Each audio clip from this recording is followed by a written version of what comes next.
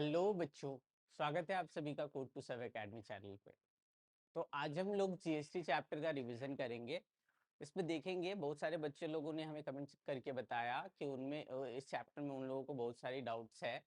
तो हम कोशिश करेंगे कि आज जितने भी डाउट्स है उन लोगों को रिवीजन सेशन से जो है कंप्लीट करवा दें। तो सबसे पहले जीएसटी जो है, जीएसटी का फुल फॉर्म क्या है? गुड्स एंड सर्विसेज टैक्स, है ना। गुड्स एंड सर्विसेज टैक्स ये ऐसा टैक्स है, ये पहला बात तो ये इनडायरेक्ट टैक्स है। ये कैसा टैक्स है? इनडायरेक्ट टैक्स है।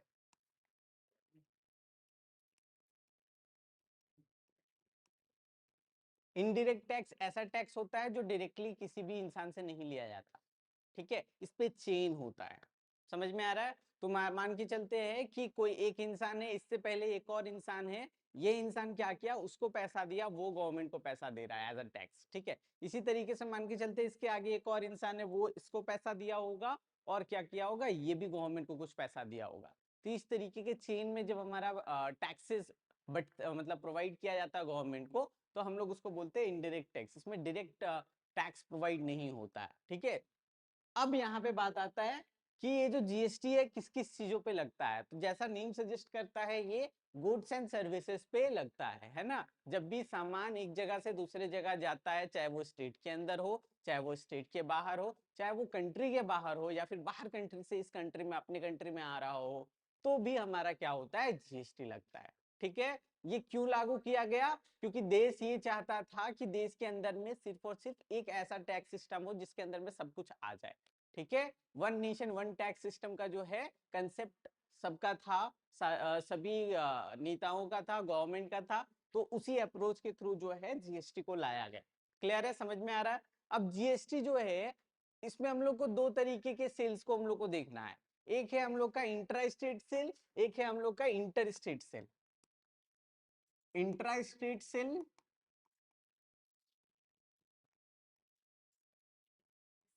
और दूसरा है इंटर स्टेट सेल्स।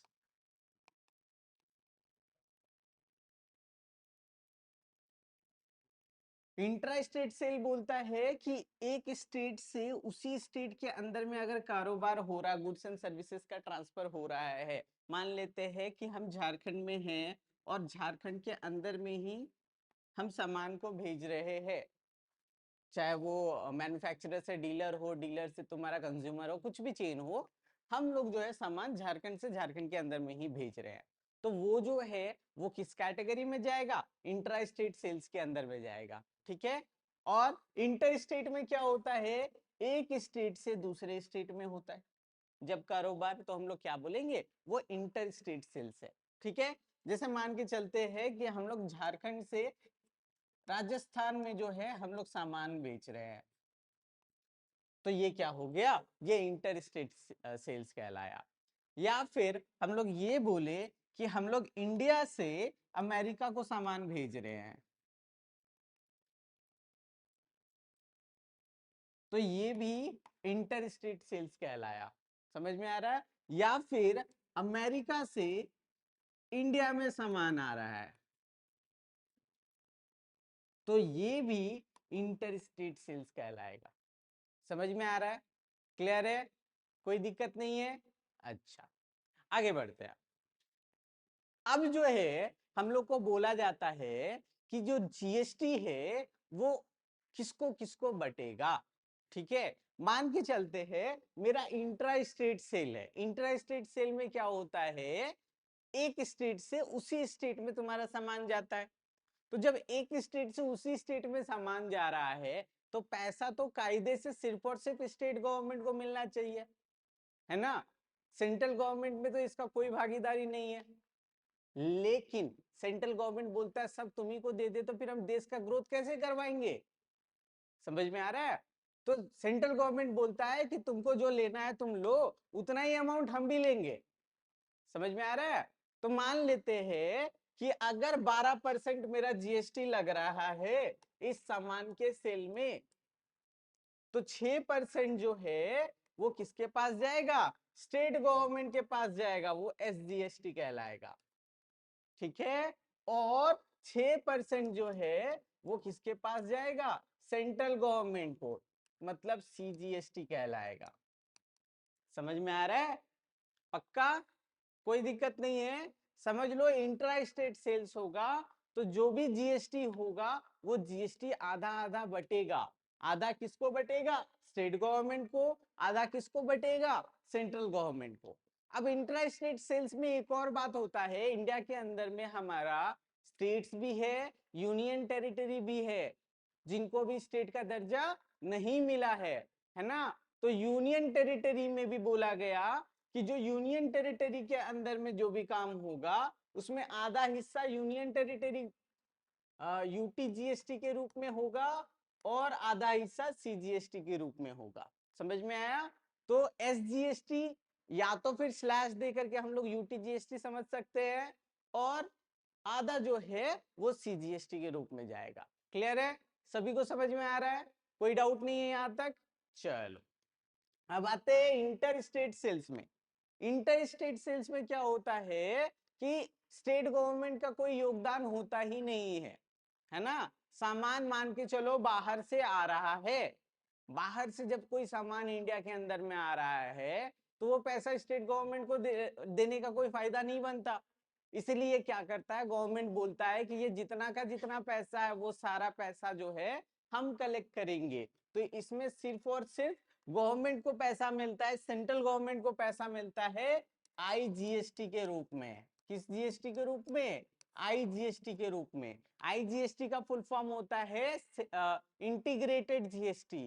क्या होता है? Integrated GST. अब ये जो आईजीएसटी है इसमें कोई बंटवारा नहीं होगा। अगर 12% मेरा रेट ऑफ इंटरेस्ट है, 12% मेरा जीएसटी है, तो 12% पूरा का पूरा जो है आईजीएसटी के रूप में सेंट्रल गवर्नमेंट को चला जाएगा। समझ में आ रहा है? पूरा का पूरा गवर्नमेंट को चला जाएगा। क्लियर है? कंसेप्ट बस और बस इतना ही है, इससे ज्यादा ना 1 इंच ऊपर है ना 1 इंच नीचे है। बस इतना जिसको मालूम है वो सारा का सारा क्वेश्चन को समझ सकता है और बना सकता है। बस क्वेश्चन को पढ़ने का अंडरस्टैंडिंग होना चाहिए इंसान के पास। अगर क्वेश्चन को पढ़ ले रहे हो तो वेल एंड गुड, आराम से क्वेश्चन बनेगा। क्वेश्चन को नहीं समझ पा रहे हो तो क्वेश्चन को समझने में मिस्टेक होने के कारण तुम्हारा आंसर्स मिस्टेक हो सकता है। समझ में आया? तो सबसे पहले आज जो हम लोग करेंगे वो हम लोग वीकली टेस्ट के क्वेश्चंस को डील करेंगे। वीकली टेस्ट में जो जो मैंने क्वेश्चंस आपको दिया था उन सभी क्वेश्चंस को हम लोग देखेंगे और उसके बाद फिर उसको हम लोग बनाएंगे। तो क्वेश्चंस के लिए आप लोग क्या करो, आप लोग जो है कमेंट सेक्शन में जो है मैंने पीडीएफ लिंक जो है शेयर कर दिया है। आप लोग पीडीएफ लिंक से क्वेश्चंस को देख सकते हो और साथ ही साथ उससे उसको बनाने का कोशिश कर सकते हो और उससे सॉल्यूशन मैच कर सकते हो। ठीक है? और दूसरा, जो लोग के पास क्वेश्चन पेपर पहले से है वो लोग अपना क्वेश्चन पेपर एक बार खोल लीजिए, उस क्वेश्चन पेपर को देखिए, क्वेश्चन को पढ़िए और उसके बाद फिर सॉल्यूशन को मेरे देखिए। ठीक है? क्योंकि क्वेश्चन को पूरा का पूरा यहाँ पे ला पाना भी एट अ टाइम यहाँ पे पॉसिबल नहीं है। आगे फर्दर क्लासेस में जब हम लोग लेंगे रिविजन क्लास तो उसमें हम लोग इंक्लूड करने का कोशिश करेंगे। ठीक है? चलिए आगे बढ़ते हैं। तो सबसे पहला जो क्वेश्चन था हमारा जीएसटी का, उसमें ये बोल रहा है कि ट्रांजैक्शन जो है दिल्ली से जयपुर के लिए हो रहा है। कहां से कहां के लिए? दिल्ली से जयपुर के लिए। ट्रांजैक्शन मतलब पैसे का लेन देन। ठीक है? अब पैसे का लेन देन यूं ही तो होगा नहीं, कुछ ना कुछ तो सामान या सर्विसेज प्रोवाइड हो रही होगी, है ना। जब ट्रांजैक्शन हो रहा है मतलब कुछ ना कुछ गुड्स एंड सर्विसेज प्रोवाइड हो रहा होगा। तो दिल्ली से जयपुर जब गुड्स एंड सर्विसेज प्रोवाइड हो रहा है तो दिल्ली कहाँ है? दूसरे स्टेट में। और जयपुर कहाँ है? दूसरे स्टेट में। तो ओवरऑल हमको क्या समझ में आया कि ये कैसा सेल है। सबसे पहले हमको क्या देखना है कि सेल कैसा है। तो ये इंटर स्टेट सेल हुआ। कैसा सेल हुआ? Inter state sale. Inter state sale में सिर्फ और सिर्फ क्या लगता है?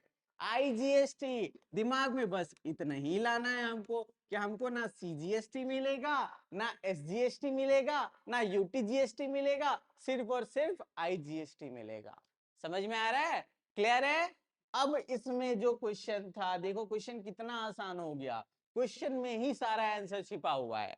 सबसे पहले बोला कि जो सामान है उसका दाम है 50,000 रुपए। मान लेते हैं ये मेरा सामान है, इसका कॉस्टिंग कितना है? 50,000 रुपए। है ना। इसका कॉस्टिंग कितना है, 50,000 रुपए। अब बोल रहा है डिस्काउंट जो है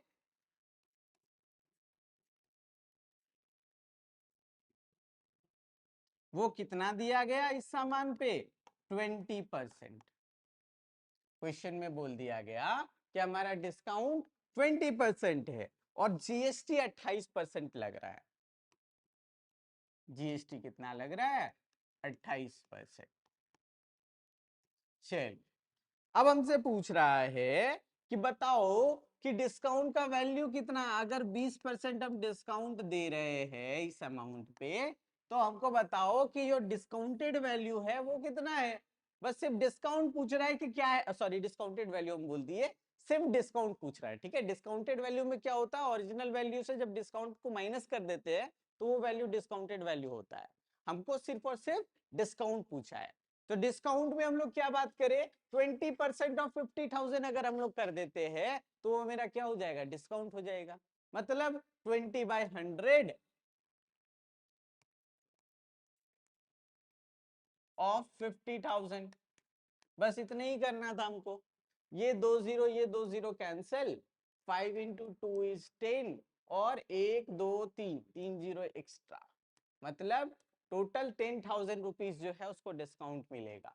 मतलब जो सामान 50,000 रुपए का था वो कस्टमर को 40,000 रुपए में मिलेगा। समझ में आ रहा है, 10,000 का डिस्काउंट मिलेगा। तो सबसे पहले हम लोग को क्वेश्चन में पूछा कि डिस्काउंट क्या है। ये तो लगभग आप लोगों ने सबने निकाल लिया, 10,000 रुपए निकालना कोई बड़ा बात नहीं था। दूसरा बात आता है selling price with discounted value. Question क्या था, selling price with discounted value, bracket में डिस्काउंटेड वैल्यू लिखा हुआ था ना। मतलब क्या है कि अगर डिस्काउंट कर देते हैं उसके बाद वो कितना पैसे में वो सामान को बेचना चाह रहा है। समझ में आ रहा है। तो अगर हम 50,000 से 10,000 माइनस कर दे तो 40,000 रुपए में ही ना बेचना चाहेगा। तो overall selling price with discounted value क्या होगा, एसपी विथ डिस्काउंटेड वैल्यू।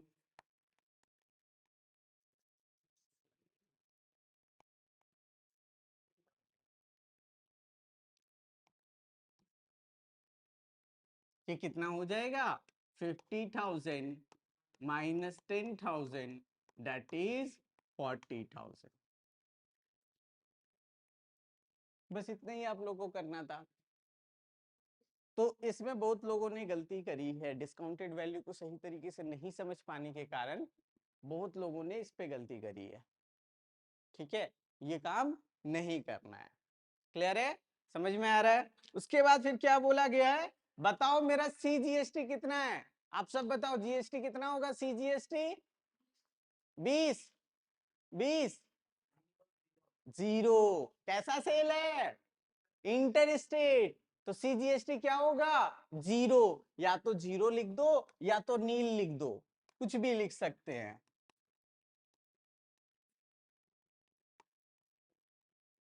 समझ में आया।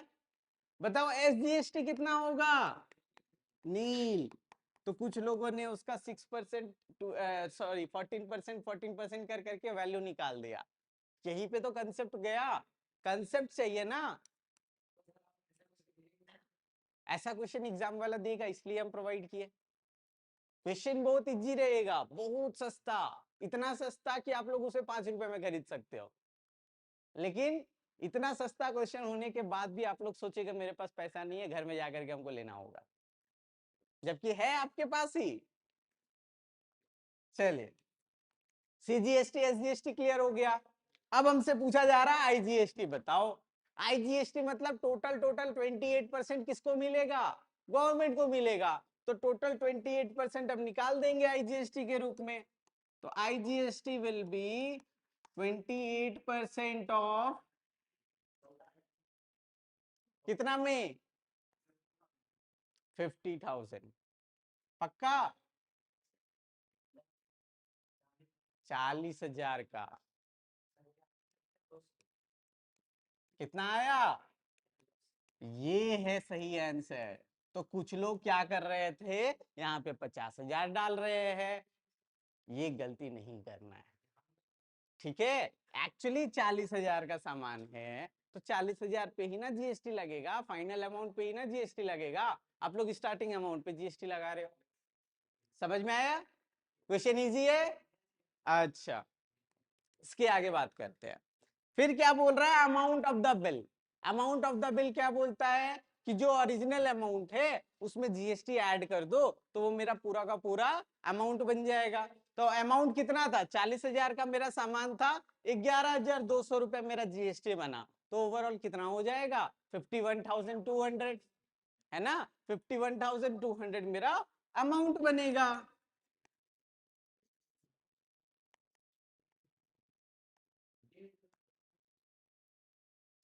कितना टफ क्वेश्चन था ये,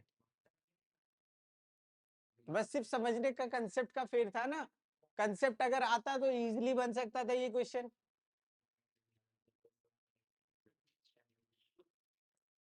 तो एग्जाम में वैसे ही क्वेश्चन आप लोग को मिलेंगे जो आप लोगों को लगा होगा कि हमने तो ऐसा क्वेश्चन देखा ही नहीं है, लेकिन रहेगा वो एकदम इजी सा। ठीक है, समझ में आ रहा है? चलिए नेक्स्ट क्वेश्चन पे चलते हैं। Question number 2। क्वेश्चन नंबर 2 कह रहा है, Mukherjee purchased a movie camera for ₹25,488। एक कैमरा खरीद रहा है मुखर्जी, कितने रुपए में, 25,488 रुपए में। ठीक है, और क्या बोल रहा है, which includes 10% rebate on the list price. मान लेते हैं कि लिस्ट प्राइस कुछ एक्स रुपीज होगा। लिस्ट प्राइस का मतलब mark price. Mark price x rupees होगा, उसमें 10% का रिबेट मिला। रिबेट मिलने के बाद ये वैल्यू हो गया 25,488। और उसमें जो है ये अमाउंट पे उस सामान को खरीदा गया, मुखर्जी इस अमाउंट पे उस सामान को खरीद रहा है। समझ में आया? क्लियर हो रहा है क्वेश्चन? क्वेश्चन क्या बोल रहा था कि कुछ लिस्ट प्राइस था, उसमें 10% रिबेट मिला, रिबेट मिलने के बाद 25,488 का अमाउंट बना, और उस अमाउंट में जो है उस सामान को खरीदा जा रहा है। और इसमें जो रिमेनिंग पार्ट बनता है, रिमेनिंग पार्ट मतलब x-10/100 ऑफ x। ठीक है, x-10/100 ऑफ x जो हम लोग रिमेनिंग वाला क्वेश्चन किए थे, याद है आप सभी को? अगर मार्क प्राइस मेरा x है और 10% का हम रिबेट दे रहे हैं, तो मेरा ओवरऑल वैल्यू क्या आएगा, 10x-10/100 ऑफ x आएगा। तो यही मेरा रिमेनिंग हुआ ना। समझ में आया? ये बताए थे ना क्वेश्चन में। तो इस रिमेनिंग में 18% का जीएसटी लगाया जा रहा है ना। Find the mark price of the camera. तो क्वेश्चन क्या बोल रहा है, ध्यान से समझिएगा। अगर हम रिबेट दे दे तो वो 9x/10 बनेगा। 10% का अगर हम रिबेट दे दे तो वो 9x/10 पड़ेगा। और बोल रहा है उसमें जो है ये जो रिमेनिंग प्राइस है, इसमें हम कितना का जीएसटी लगा रहे हैं, हम 18% जीएसटी लगा रहे हैं। तो हम यहाँ पे 18/100 लिख सकते हैं। रिमेनिंग में 18% जीएसटी लग रहा है, और इस टोटल का वैल्यू 25,488 आ रहा है ना। अब इसको सॉल्व करना है, हम क्या करेंगे, इसको हम लोग लिख सकते हैं 9x/10 कॉमन कर लेंगे, इंटू 1 + 18/100 इज इक्वल टू 25,488 होगा। अच्छा, तो इसको हम लोग लिख सकते हैं 9x/10 इंटू 118/100 लिख सकते हैं, इज इक्वल टू 25,488। अब इसको कैंसल आउट करेंगे, जो कैंसल आउट हो सकता है आप लोग ट्राई कीजिए और बताइए मुझे वैल्यू क्या होगा x का। x is equal to 25,488 into 1000 whole divided by 9 into 118। बताइए कितना वैल्यू होगा। क्या इसका वैल्यू 22 आ रहा है कट करके? तो आंसर 22,000 आएगा। आप लोग पहले चेक कर लीजिए। ठीक है, तो मेरा मार्क प्राइस या लिस्ट प्राइस कितना हुआ? 22,000। ऐसा क्वेश्चन मैंने आपको वीडियो में कराया है ना? ऐसा क्वेश्चन मैंने आपको पहले ही कराया है, बस क्वेश्चन में मार्क प्राइस था, यहाँ पे क्वेश्चन में लिस्ट प्राइस है। लिस्ट प्राइस और मार्क प्राइस दोनों सेम है। क्लियर है? कोई इशू नहीं है, हो जाएगा इस टाइप का क्वेश्चन। बताओ क्वेश्चन टफ था? क्यों नहीं बनाया आप लोग? नेक्स्ट क्वेश्चन में चले।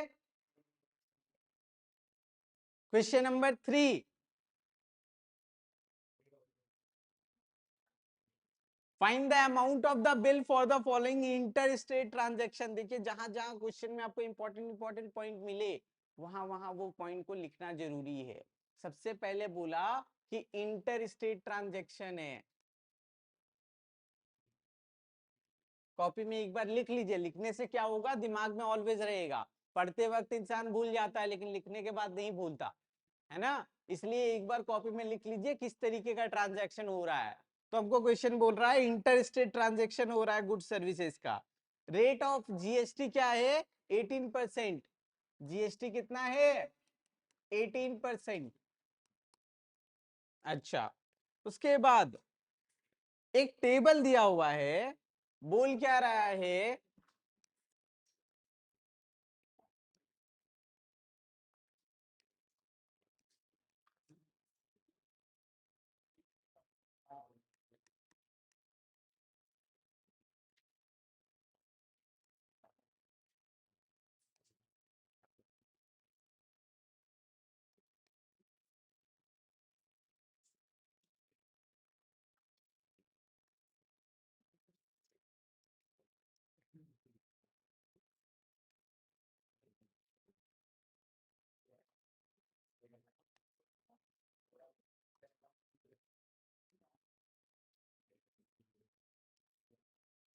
एक टेबल इस तरीके का दिया गया है जिसमें सामान का इंफॉर्मेशन प्रोवाइड किया गया है। तो बोल रहा है कि नंबर ऑफ, जितना भी हमारा सामान है वो कितना है? 35 है। ठीक है, सबसे पहले पहले टेबल में क्या बोला कि 35 सामान है मेरे पास। ठीक है, उसका एमआरपी बताया गया है 420 रुपए ईच आइटम का। ठीक है, हर एक सामान का दाम कितना है? 420 रुपए। उसके साथ क्या बोल रहा है कि हर एक सामान में हम 10% का डिस्काउंट दे रहे हैं। क्लियर है? क्या बोला कि 35 सामान है, एक का दाम 420 रुपए है, हर एक का दाम 420 रुपए है, और हर एक में हम 10% का डिस्काउंट दे रहे हैं। ठीक है, पहला टेबल समझ में आ गया। दूसरा टेबल में बोल रहा है एक दूसरा सामान है जो 47 क्वांटिटी में है, मतलब 47 आइटम्स है मेरे पास, या फिर 47 पर्टिकुलर सामान है। ठीक है, और हर एक सामान का दाम 600 रुपए है। ठीक है, और हर एक सामान में 10% का डिस्काउंट दिया जा रहा है। ठीक है, क्या दिया जा रहा है? 10% का डिस्काउंट दिया जा रहा है। इसी तरीके से एक तीसरा सामान है जो 20 क्वांटिटी में है, 20 है। ठीक है, और सभी का दाम 350 रुपए है। कितना है? 350 रुपए। और बताया जा रहा है कि इसमें डिस्काउंट कितना है? 20%। ठीक है, और हमसे पूछ रहा है कि बताओ ये फाइनल अमाउंट जो बिल में बन करके आएगा वो क्या होगा। तो सबसे पहले समझिए इस तरीके का बिल कब बनता है। इस तरीके का बिल कब बनता है? जब हेवी अमाउंट ऑफ परचेजिंग होता है। मान के चलते हैं कि कोई सुपरमार्केट है। ठीक है, सुपरमार्केट कुछ सामान खरीद रहा है तो वो बल्क में सामान खरीदेगा।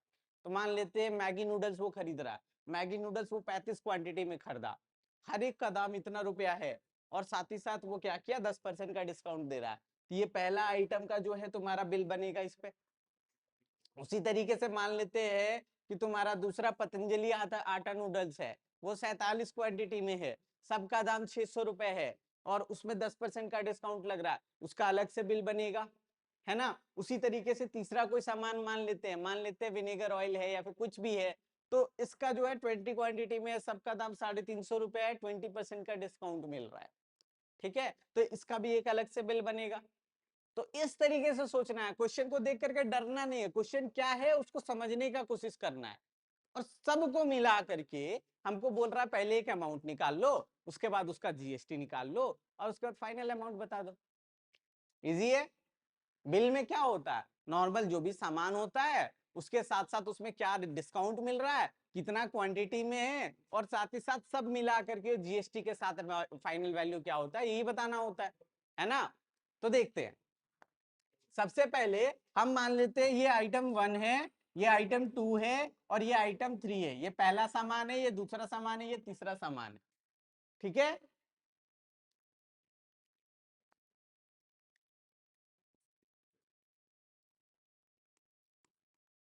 For first. ठीक है, फर्स्ट के लिए हम कैलकुलेशन कर रहे हैं। अब क्या होगा कि हमको क्या बोला कि टोटल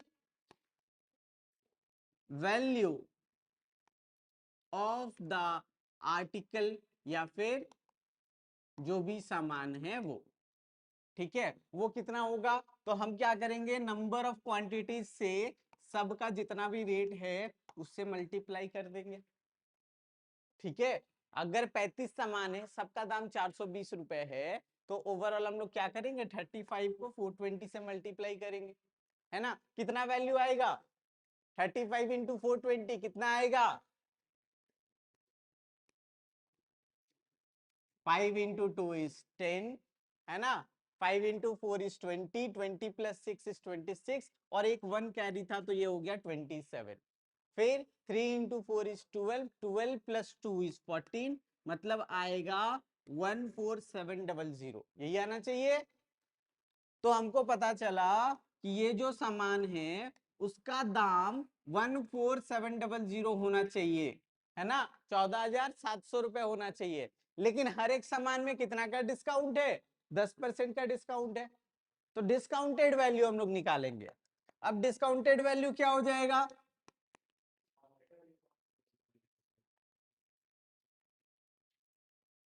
तो 14,700 का टोटल सामान था, उसमें हम 10% का डिस्काउंट दे दे रहे हैं। ठीक है, तो होगा क्या, ये डबल जीरो ये डबल जीरो हम खत्म कर देते हैं। 1470 डिस्काउंट अमाउंट होगा, डिस्काउंटेड वैल्यू नहीं होगा। डिस्काउंटेड वैल्यू के लिए हमको क्या करना होगा, इसमें से इसको माइनस करना होगा। ठीक है, तो ये कितना आएगा, 14700 माइनस 1470, सब्ट्रैक्ट कीजिए, बताइए कितना होगा वैल्यू।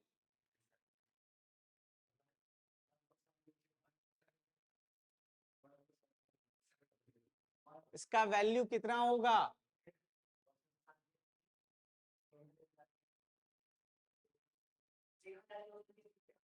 1230। कैसे,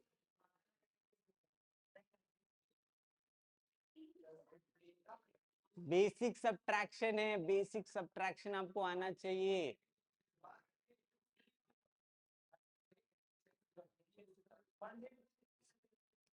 13230, यही होगा। तो पहला सामान का जो बिल में अमाउंट बनना चाहिए वो इतना होना चाहिए विदाउट जीएसटी। समझ में आया, अगर हम जीएसटी छोड़ के बात करें तो सामान का टोटल दाम इतना हो रहा है। समझ में आया। अच्छा, दूसरे पे बात करें, यहाँ पे हम दो तरीके के अप्रोच से चल सकते हैं। यहाँ पे पहले ही इस पे जीएसटी लगा दो, एक ये कर सकते हैं। नहीं तो फिर हम लोग क्या कर सकते हैं, सारा डिस्काउंटेड वैल्यू सभी का निकाल लेंगे, उसके बाद लास्ट में फाइनल एक बार सबको जोड़ करके एक बार में जीएसटी लगा देंगे। तो उसमें क्या होगा, मेरा टाइम बचेगा, है ना। तो हम क्या कर रहे हैं, हम तीनों का डिस्काउंटेड वैल्यू निकाल ले रहे हैं, उसके बाद एक ही बार में सबको जोड़ करके जीएसटी लगा देंगे। समझ में आ रहा है। तो दूसरा डिस्काउंटेड वैल्यू दूसरे आइटम के लिए हम बात करते हैं। तो सबसे पहले total value of second article हम लोग निकालते हैं।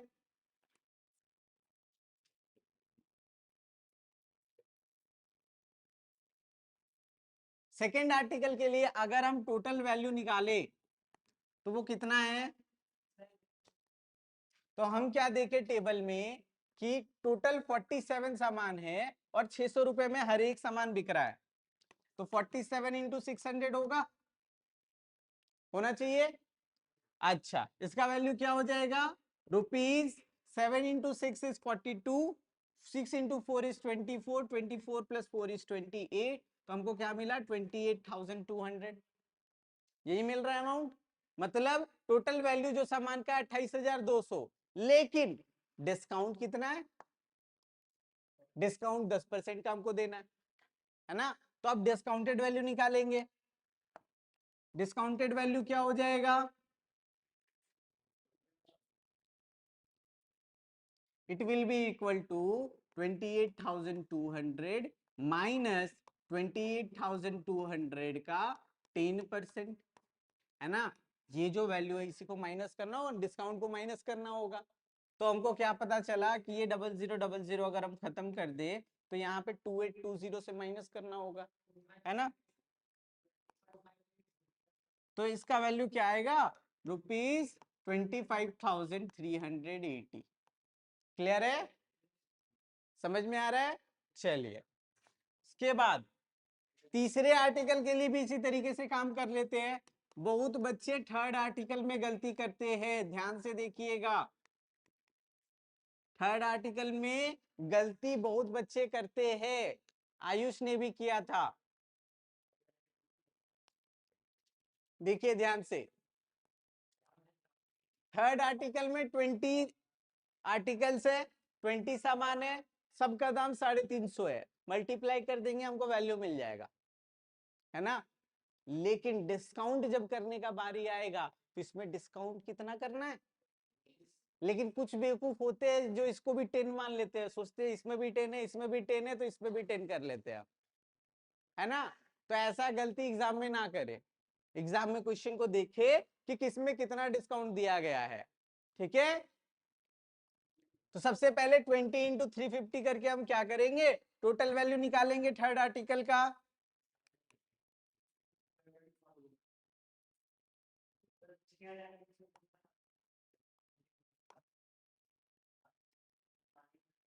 ₹7,000, ठीक है। अगर डिस्काउंटेड वैल्यू का बात करें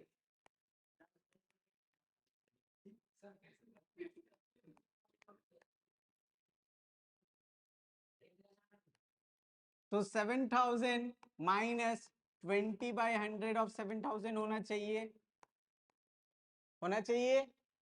अब ये डबल जीरो कैंसल आउट हो गया, हमको क्या मिला 7,000 माइनस 7 into 2 is 14, 1400। तो 7,000 में 1,000 माइनस कर दे तो 6,000, 6,000 में 400 माइनस कर दे तो 5,600, है ना। तो ओवरऑल हमको कितना मिलेगा, ₹5,600, ये मिलना चाहिए डिस्काउंटेड वैल्यू। क्लियर है, समझ में आ रहा है। तो डिस्काउंटेड वैल्यू कितना आया, 5,600। अब हमको सारा डिस्काउंटेड वैल्यू मिल गया तीनों आर्टिकल का, है ना। तीनों आर्टिकल का हमको डिस्काउंटेड वैल्यू मिल गया। तो total value of all the articles, total discounted value of all the articles क्या होगा, सबको जोड़ देंगे।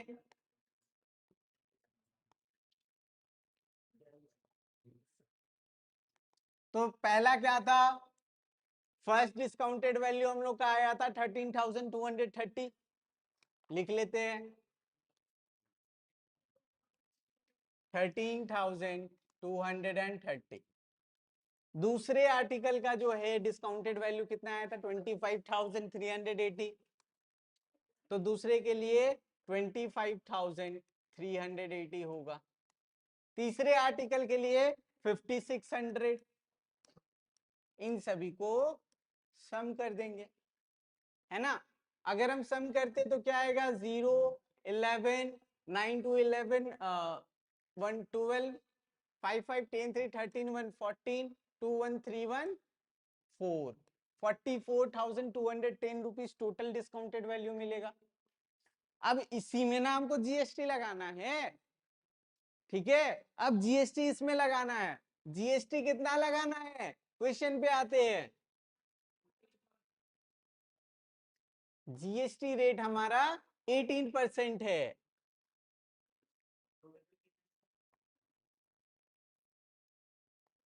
तो अब हम लोग आते हैं टोटल बिल इंक्लूडिंग जीएसटी।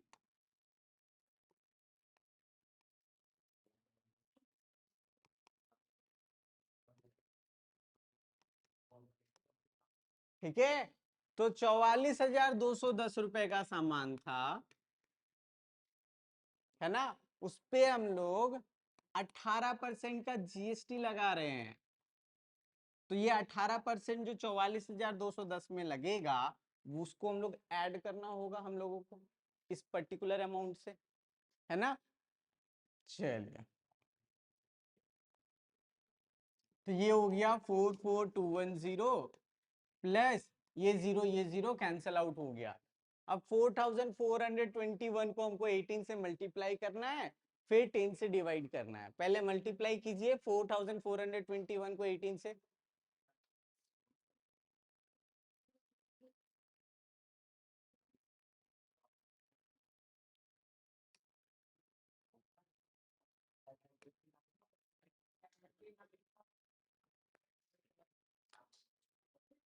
सिर्फ ये वैल्यू बताइए कितना होगा। 4,421 इंटू 18 डिवाइडेड बाय 10 कितना आया, 7,957.8, है ना, 7,957.8।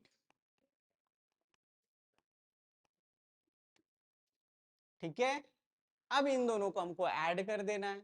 ऐड करते हैं तो यहाँ पे क्या आएगा, 0.8 एज इट इज रह जाएगा।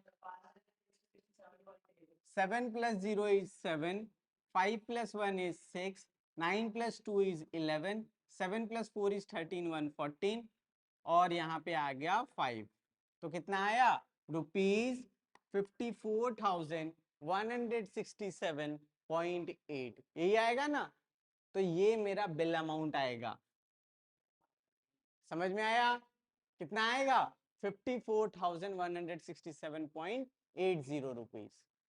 इस तरीके से हम लोग बिल को कैलकुलेट करेंगे।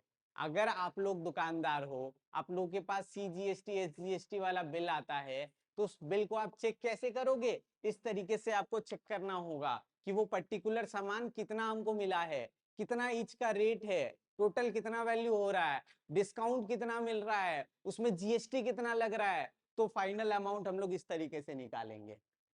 क्लियर है, समझ में आ रहा है, इशू है। 52167 होगा, चलिए ठीक है, 52167 कर लेते हैं। ठीक है, क्लियर है, आप लोग अच्छे तरीके से वेरीफाई कर लीजिएगा। कैलकुलेशन पार्ट आप लोगों का है, आप लोगों को बस क्या करना है, इसको सॉल्व करना है और वैल्यू लाना है। क्लियर है, समझ में आ रहा है, आगे बढ़े। चलिए, क्या हम लोग नेक्स्ट क्वेश्चन की ओर मूव करें। A dealer buys an article for 6,000 from a wholesaler. एक डीलर है,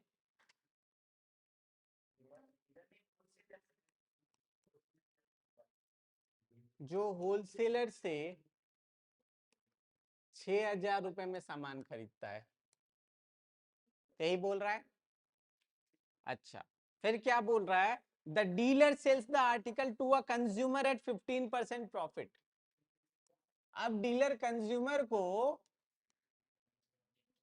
15% प्रॉफिट लेकर के बेचता है।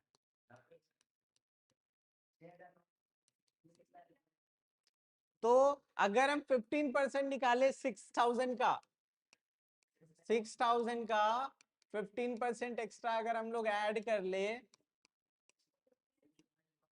तो ये कितना होगा, 6,000 प्लस 900, दैट इज 6,900 रुपीज, है ना। मतलब 6,000 में डीलर सामान खरीदा और बेचेगा कंज्यूमर को कितना में, 6,900 में। क्लियर है, ये पार्ट आपको कॉपी में लिखना होगा। ठीक है, cost price for the consumer. सबसे पहले हमको क्या निकालना होगा, cost price for the consumer. वो कितना है, 69,000, जैसे अभी बोला वैसे ही आपको निकालना होगा। क्लियर है, अच्छा, फिर क्या बोल रहा है, if the sales are intra state, intra state का मतलब एक ही स्टेट के अंदर में सेल्स हो रहा है। सेल्स कैसा है, इंट्रा स्टेट है, and the rate of GST is 18%। GST कितना है, 18%. Find input GST and input SGST by the dealer, paid by the dealer. बोल रहा है क्या, डीलर इनपुट SGST और इनपुट CGST कितना देगा. ठीक है, इनपुट का मतलब क्या होता है, डीलर के रिस्पेक्ट में सोचो. इनपुट का मतलब है जो डीलर होलसेलर को पैसा दिया एज GST. समझ में आया. तो हम लोग इनपुट GST निकाल लेते हैं, उसके बाद इक्वली डिवाइड कर देंगे क्योंकि इंटरेस्ट रेट सेल है ना. तो सबसे पहले हम क्या कर रहे हैं, input GST paid by the dealer ये निकाल लेंगे. Input GST paid by the dealer. बताइए कितना होगा. रेट है हमारा 18, तो 18/100 इंटू किसमें, डीलर 6000 में सामान खरीदा था ना, तो 6000 पे ही वो GST देगा. ये बहुत जरूरी है. ठीक है, डीलर के रिस्पेक्ट में सोचो.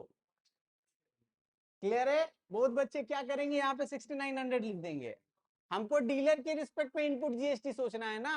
तो डीलर जो पैसा दे रहा है वो अपना जो सामान खरीदा उसके रिस्पेक्ट में ना देगा, कंज्यूमर का पैसा वो क्यों देने जाएगा. समझ में आया. तो इसको जब हम लोग सॉल्व करेंगे तो इसका वैल्यू आ जाएगा 540, है ना. कितना आएगा, 540 रुपीज. 540 आएगा, 1080 आएगा.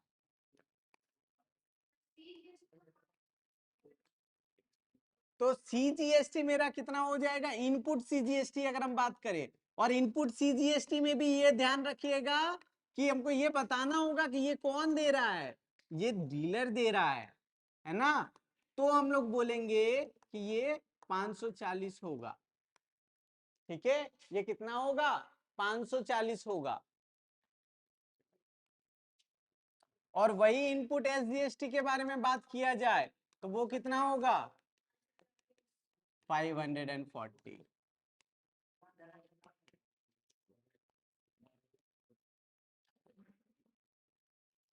बताइए क्वेश्चन टफ है, इजी है. आप लोग बोलते हो क्वेश्चन टफ है, किधर से क्वेश्चन टफ है, बस सिर्फ समझने का है. Output CGST and output SGST collected by the dealer. अब बोल रहा है कि डीलर कलेक्ट कर रहा है कुछ GST और वो GST में आउटपुट CGST बताना है, आउटपुट SGST बताना है. ठीक है, तो अब कलेक्ट जो कर रहा है, हमको ये नहीं बोला कि हमको कंज्यूमर से कलेक्ट कर रहा है या फिर किससे कलेक्ट कर रहा है. हमको बोल रहा है क्या, क्वेश्चन में तो ये नहीं बोल रहा है कि किससे कलेक्ट कर रहा है. हमको दिमाग लगाना होगा, क्वेश्चन से कलेक्ट किससे करेगा, इसका चेन के आगे है कंज्यूमर, है ना. ये कंज्यूमर को सामान बेच रहा है तो कलेक्ट तो कंज्यूमर से ही करेगा ना. समझ में आया. तो जो भी GST मिलेगा उसको वो कंज्यूमर 6900 के अकॉर्डिंग देगा. समझ में आ रहा है. तो अब हम लोग क्या करेंगे, आउटपुट GST पहले निकालेंगे. आउटपुट GST रिसीव्ड या कलेक्टेड कुछ भी लिख सकते हैं बाय द डीलर.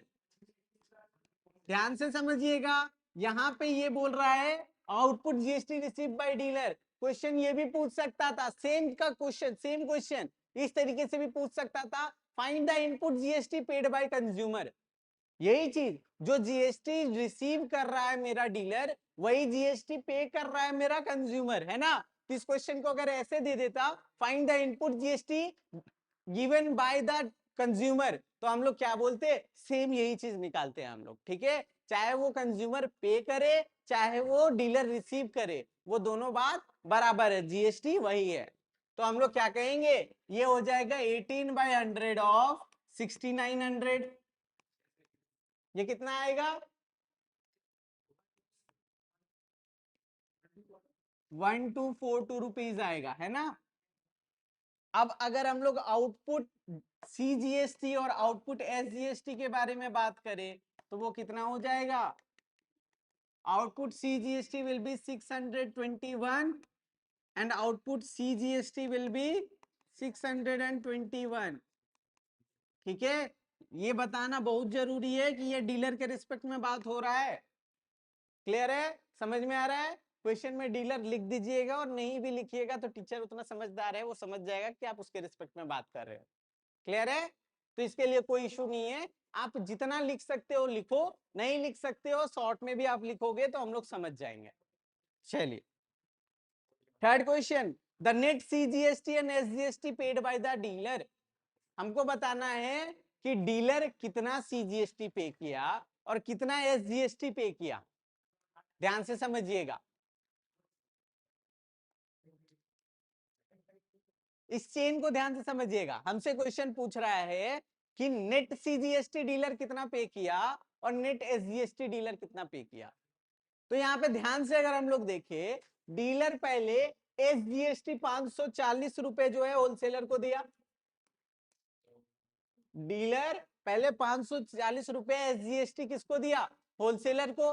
और वही डीलर 621 रुपए कलेक्ट किया एज एसजीएसटी, है ना? वही डीलर एसजीएसटी के रूप में 621 रुपए कलेक्ट किया। ये तो ज्यादा अमाउंट कलेक्ट किया ना।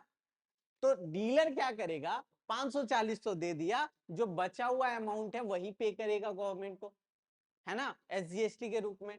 तो 621 से अगर हम 540 माइनस कर दे तो जो वैल्यू होगा वही वैल्यू जो है वो नेट सीजीएसटी या एसजीएसटी होगा जो डीलर पे करेगा। समझ में आ रहा है? तो हम लोग क्या करेंगे, अगर इन दोनों को सब्ट्रैक्ट कर दे तो 81 रुपीज आता है। 81 रुपीज जो है नेट एसजीएसटी या फिर नेट सीजीएसटी पे करेगा डीलर गवर्नमेंट को। क्लियर है? समझ में आ रहा है? कोई इशू नहीं है, इजी है। चलिए फोर्थ में आते हैं, the total amount paid by the consumer. Consumer total कितना पैसा पे कर रहा है, इसी से समझते हैं। सामान का दाम 6900, जीएसटी कितना लग रहा है? 18%। 18% जीएसटी अगर लगाते हैं कंज्यूमर के रिस्पेक्ट में तो वो कितना आता है? 1242।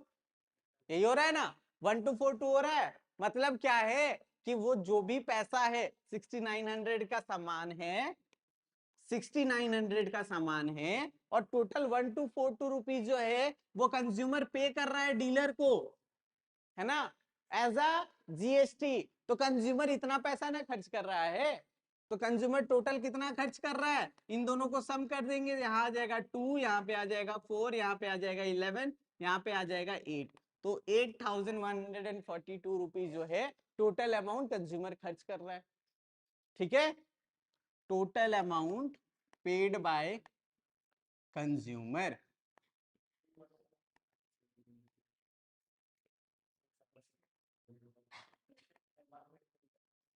समझ में आया?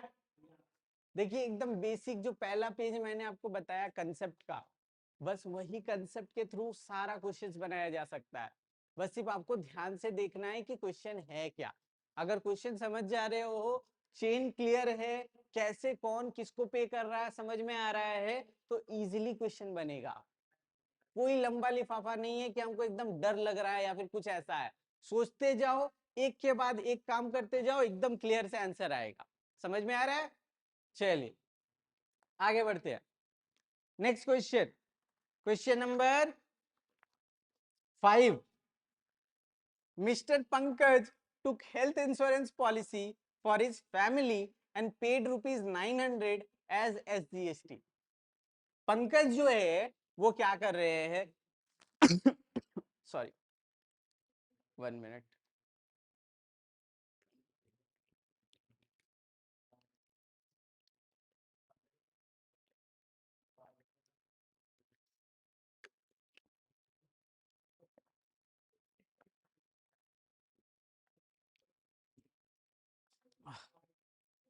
तो Mr. Pankaj took health insurance policy for his family and paid rupees 900 as SGST। तो यहाँ पे बताया जा रहा है कि पंकज जी है जो क्या कर रहे हैं, 900 रुपए पे कर रहे हैं एसजीएसटी के रूप में, है ना? 900 रुपए एसजीएसटी के रूप में पे कर रहे हैं। तो हमको बताना है कि वो टोटल एनुअल प्रीमियम कितना का लिए थे, टोटल एनुअल प्रीमियम उनका कितना का था।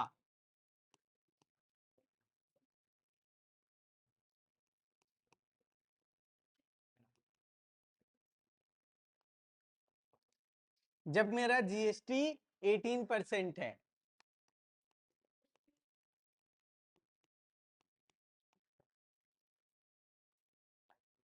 मान लेते हैं health insurance policy x rupees का है, ठीक है, एक्स रुपीस का इंश्योरेंस पॉलिसी है, उसमें 18% अगर हम लगा दे, है ना, तो वही मेरा क्या हो जाएगा, टोटल एनुअल प्रीमियम होगा।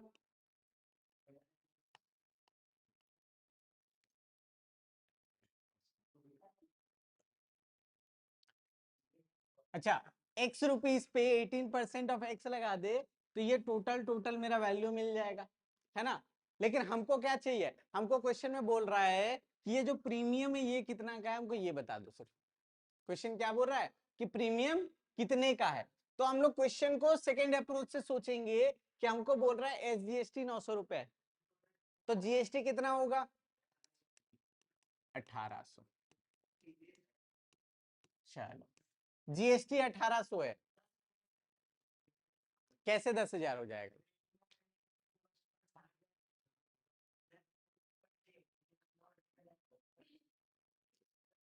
नहीं समझ में आया, फिर से बोलो। ठीक है, हाँ, अच्छा तुम बोल रहे हो 18/100 into x will be equal to 1800। बोल क्या रहा है कि जो मेरा प्रीमियम था उसमें 18% का जीएसटी लग रहा था, तो प्रीमियम अमाउंट में ही मेरा 18% का जीएसटी लग रहा है, और हमको ये पता है मेरा जीएसटी 1800 रुपए है, तो हम इसको इसके इक्वल लिख सकते हैं। समझ में आ रहा है, बस यहीं पे आप सॉल्व कर देंगे। यहाँ पे अगर सॉल्व कर देते तो ये क्या बन जाएगा, यहाँ पे आएगा 100, तो ये x will be equal to 100 into 100, that means it is 10,000। समझ में आ रहा है, करना कुछ नहीं है, हमको सीजीएसटी दिया हुआ था, सीजीएसटी से हम जीएसटी निकाल लिए, और हमको पता है जीएसटी 18% है, मतलब 18/100 ऑफ एक्स जो है प्रीमियम का जो टोटल अमाउंट है वही मेरा 1800 के बराबर होगा, क्योंकि हमको पता है जीएसटी 1800 है। उसको सॉल्व करेंगे हमको वैल्यू मिल जाएगा 10,000, मतलब प्रीमियम का वैल्यू कितना है, 10,000। लेकिन क्वेश्चन यहाँ पे एंड नहीं होता, क्वेश्चन को ध्यान से पढ़ना है, इसलिए आप सभी का मैंने एक एक नंबर काटा है। हमको बोल रहा है क्वेश्चन में ध्यान से देखिएगा, find the total annual premium paid by him for the policy. कोई भी सामान, कोई भी इंसान जो है वो अगर पॉलिसी खरीद रहा है तो वो क्या करेगा, इंसान को पता थोड़ी है कि उस पर जीएसटी लग रहा है, उसको तो जीएसटी का पैसा साथ में ना देना होगा, यही चीज हम लोग छोड़ देते हैं। प्रीमियम का पैसा तो 10,000 है, लेकिन वो जीएसटी जो है वो पे करना ही पड़ेगा ना उस इंसान को, तो जब भी टोटल एनुअल प्रीमियम के बारे में बात आए उसमें जीएसटी को इंक्लूड कर दीजिएगा आप लोग। समझ में आया,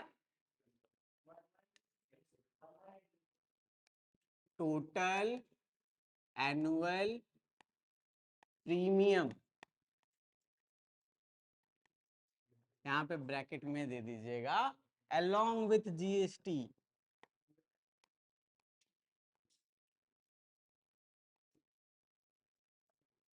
paid by mister Pankaj will be equal to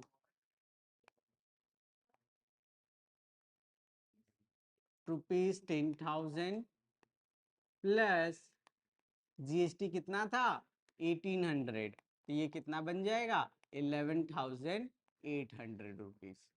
clear है, समझ में आ रहा है क्वेश्चन। अगर आप लोग 10,000 तक भी जा रहे हो तो एग्जामिनर को ये समझ में आ जाएगा कि बच्चा क्वेश्चन को समझ रहा है, लेकिन क्वेश्चन को पूरे तरीके से वही समझ पाएगा जो एक कंज्यूमर या फिर एक पर्टिकुलर इंसान के हिसाब से सोचे कि अगर हम उस जगह पे होते तो हम किस तरीके से पेमेंट करेंगे। समझ में आ रहा है, इसलिए क्वेश्चन को गहराई से सोचना। चलो इसके आगे का बात करते हैं। शॉपकीपर बायज एन आर्टिकल, ये आप लोग का क्वेश्चन है, ये आप लोग बनाए हुए हो, है ना, बुक में आपको ये क्वेश्चन इजीली मिल जाएगा शॉपकीपर वाला, इस पे कोई दिक्कत नहीं है। बाकी दो रेकरिंग डिपॉजिट अकाउंट का प्रॉब्लम था वो हो जाएगा आप लोगों से, वो डायरेक्टली फॉर्मूला बेस्ड है ना, आप लोग ट्राई कीजिएगा, अगर नहीं बने तो आप लोग मुझसे पूछ सकते हो। ठीक है, थैंक यू।